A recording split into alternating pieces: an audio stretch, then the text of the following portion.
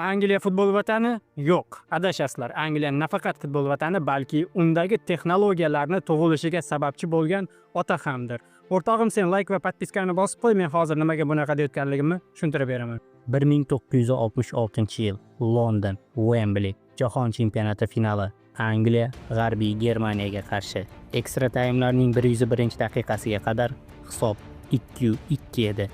Ammo jarima maydoni ichida to'pni qabul qilgan ingliz hujumchisi Jeff Hurst zarba beradi va gol.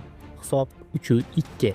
Yakunda 4-2 hisobi qayd etilgan bo'lsa ham, aslida 3-gol burilish nuqtasini qo'ygan edi. Endi bo'lsa texnologiyalarga qaytamiz. Inglizlarning ushbu 3-goli haqiqatda chiziqni kesib o'tganmidi? Gol videosini takrorini ko'rib sekinlashtirib qarasak, aslida to'p chiziqni kesib o'tmaganini ko'ramiz. Agarda o'sha vaqtda GLT, ya'ni Goal Line texnologiyasi bo'lganida, gol bekor bo'lar va inglizlar balki o'zlarining yagona Jahon chempionligi kubogini qo'lga kiritmas edi. Ammo biroq qasos qiyomatga qolmadi. Oradan 44 yil o'tib, Angliya va Germaniya